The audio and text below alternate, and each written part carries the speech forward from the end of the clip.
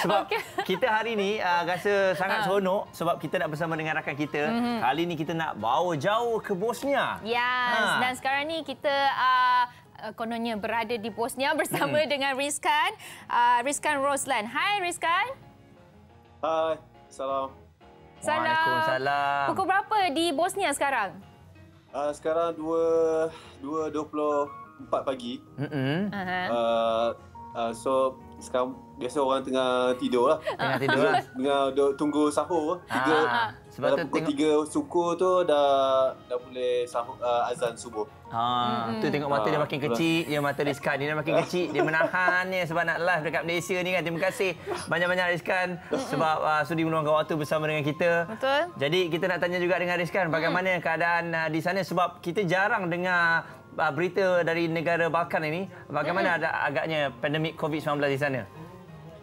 So, Bosnia sekarang kita ada lebih 1,700 kes dan 70 kematian dan 70 kematian, dan sekarang hanya ada 956 aktif kes. Okey. So graf kalau kita tengok dari segi penurunan, kita ada, maksudnya graf aktif kes tu ada penurunan lah. Ada improve lah sikit daripada yang sebelum ni. Okey, kalau macam apa yang Rizkan bagi tahu dekat situ, graf dia kira macam okey lah sekarang. Jadi macam mana dengan masyarakat yang ada dekat situ menghadapi pandemik COVID-19 ni? Masyarakat sekarang, kerajaan baru turunkan lockdown minggu lepas. So kebanyakan orang tempatan banyak keluar lah. Maksudnya sebab dah lama bawah lockdown, so dia banyak keluar jalan-jalan dengan family semua kan. So start daripada minggu lepas lah. So untuk esok dan maksudnya start daripada hari ni diorang akan buat lockdown balik semula. Sebab apa? Kemungkinan kita ada gelombang kedua di Bosnia. Okey. Jadi sebab itulah dekat situ akan ada lockdown yang semula. Kiranya ni seperti yang kita dengar berita yang viral juga semalam di Jepun, yang mana telah diturunkan perintah lockdown dan tiba-tiba naik gelombang kedua, dan seperti yang Rizkan bagi tahu tadi, Bosnia pun berkemungkinan sebegitu. Tapi kita nak tanya juga bagaimana semasa tempoh lockdown di sana? Adakah dari segi kesukaran nak dapatkan makanan ataupun memang kat sana lockdown, total lockdown, tak boleh keluar langsung, hanya duduk di rumah? Dia lockdown, dia ada spesifik umur. So bawah 18 dengan atas 65 tahun memang tidak dibenarkan keluar. So cuma hari Minggu je diorang boleh keluar. So untuk yang kalau macam Malaysia dibagi macam ketua keluarga kan, seorang kan. Tapi kat sini dia bagi, maksudnya atas daripada 18 boleh keluar untuk beli barang macam ke market, beli barang-barang keperluan lah macam tu. Tapi dia keluar masih seorang ke ataupun berpasangan ke macam mana? Maksudnya limit 3 orang. Okey. Jadi macam kita nak tahu juga sepanjang lockdown ni dan juga pandemik COVID-19, cabaran terbesar, antara cabaran-cabaran terbesar dekat Bosnia apa? Cabaran terbesar itulah orang banyak yang unemployment tinggi. So Bosnia memang dari sebelum COVID pun diorang memang unemployment yang tak ada kerja memang tinggilah, antara yang tertinggi di Balkan dalam 45%. So bila COVID dia datang, so lagi ramailah yang memang hilang pekerjaan. Ada yang tak mampu nak beli makanan semua kan. Okey. So government ada inisiatif, maksudnya ada bantuan spesifik untuk orang yang memerlukan, macam itulah. Jadi macam awak sendiri sekarang macam mana? Awak kat sana dengan cerita ni sebagai seorang fotografer, kerja awak kerja yang sebenarnya macam mana? So saya itulah dulu saya datang Bosnia tahun 2015. Okey. So dulu memang suka macam suka ambil gambar kan. So start daripada tahun tu saya start bawa turis daripada Malaysia sampai sekarang. Okey, pastinya terjejah lah sebab tak ada turis yang masuk untuk datang ke sana kan. Jadi mungkin tak Rizkan akan pertimbangkan untuk tukar kerja. Dengan cerita Rizkan ada tanam kentang. Tanam kentang Ini dia. Ui, dah berbuah belum? Cantik sungguh tempatnya pun So ni saya dengan wife saya.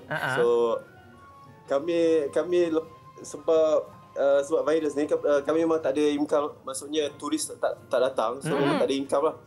So yang ni lah yang last yang aktiviti yang kami boleh buat, macam berkebun kan, bertanam kentang ke apa kan, cari option yang sesuai. Tapi okey. So rakyat Bosnia dia itulah sekarang ramai kalau kita jalan area, maksudnya kalau jiran-jiran saya pun ramai yang bercucuk tanam lah sekarang, tak ada. Itulah.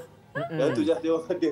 Okey, tapi okey, walaupun nama buat apa cucuk tanam kentang dan sebagainya memang jarang kita dengar, tapi kalau kat sana boleh datangkan imkan, apa salahnya kan? Betul. Dan bagaimana pula agaknya sambutan Ramadan di sana? Kita nak tahu juga sambutannya apabila dah diberikan pelepasan sedikit untuk keluar dan sebagainya. Adakah kemeriahan Ramadan macam biasa ataupun sedikit perubahan sama macam kat Malaysia? Ramadan kali ni memang hamba lah. Maksudnya kalau compare dengan tahun yang sebelum ni, tahun yang sebelum ni contohnya kalau tempat-tempat pelancongan, area Old Town tu memang ramai. Orang akan buka puasa dekat restoran, ada yang buka puasa dekat ada tempat pelancongan lah, dia ada khusus orang rakyat tempatan akan bawa bekal-bekal semua untuk iftar. Iftar di kawasan tu. Tapi sekarang ni memang semua maksudnya empty lah. Kalau pergi ke town Sarajevo memang tak ada orang. Tapi kita sembang-sembang juga. Jangan lupa nak ucapkan tahniah kepada Rizkan. Sebab Rizkan baru saja menimang anak sulung. Lepas tu sambil-sambil ada anak sulung tu saya rasa mesti busy. Tapi sempat juga jadi petani, tanam kentang dan sebagainya. Jadi macam mana Rizkan menghabiskan masa dekat rumah sepanjang lockdown ni? Iyalah. Lepas dengan adanya baby. Saya kat rumah buat aktiviti rumah lah, tolong wife masak, jaga anak kan, tu aktiviti yang ada setakat ni. So, nama anak sulung ni apa? Adakah nama gabungan Malaysia dan juga Bosnia? Macam mana? Nama anak sulung. Nama sulung nama sini kami bagi nama Aisyah. Aisyah saja. Aisyah. Alhamdulillah.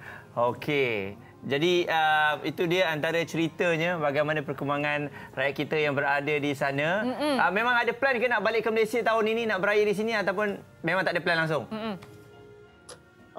Sepatutnya tahun ni nak balik, tapi disebabkan keadaan macam ni, so kemungkinan tak jadilah. Tahun depan lah, insyaAllah.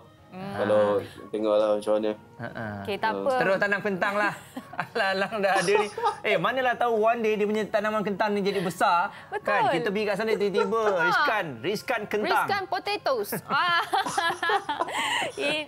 Wow, ini adalah gambar daripada Rizkan sendiri. Video dia Dah berhasil dah. Okey, mungkin Rizkan boleh ambil peluang ni untuk bagi sedikit ucapan kepada family dan juga rakyat Malaysia yang berada, yang kenal Rizkan. Silakan Rizkan. Ucapan jangan sedih, jangan sedih. Selamat berpuasa. Selamat puasa. Lepas tu jaga dirilah, duduk kat rumah. Lepas tu apa lagi nak cakap? Rizkan, jangan risau Rizkan. Kalau awak tak boleh balik ke kampung, balik ke Malaysia nak beraya, kita sama. Kita semua kat sini pun sama, tak boleh balik kampung. Semua duduk kat rumah aja, tak apa, kita semua sama. Kita jaga kesihatan masing-masing lah kan. Ini tanggungjawab kita untuk mengekang COVID-19 ni ya. Ya, insyaAllah. Baiklah, nampak gayanya Encik Rizkan pun dah ngantuk dah ni.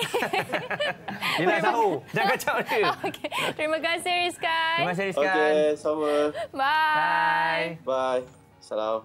Waalaikumsalam. Nampak tak, boleh kita setiap minggu kita memang akan terbang sana sini untuk mendapatkan perkembangan sebab COVID-19 ni ialah melibatkan satu dunia kan. Jadi macam kita lihat dekat Bosnia sekarang ni bakal ada lockdown yang telah ditarik semula, sekarang akan lockdown semula sebab ada gelombang yang terbaru. Jadi sekali lagi peringatan kepada anda semua, SOP yang telah pun dikeluarkan semalam kita gunakan sebaik mungkinlah. Walaupun 4 bulan ni kita dah boleh pergi bekerja kan, tapi kesihatan, kebersihan tu diri sendiri ni kena jaga. Betul. Kita sendiri yang dah kena praktikkan new normal ni. Tak bersalam, tak bersentuhan, pakai topeng, basuh tangan. Benda tu kita jadikan benda kemestian apabila kita sampai ke pejabat waktu kita bekerja nanti.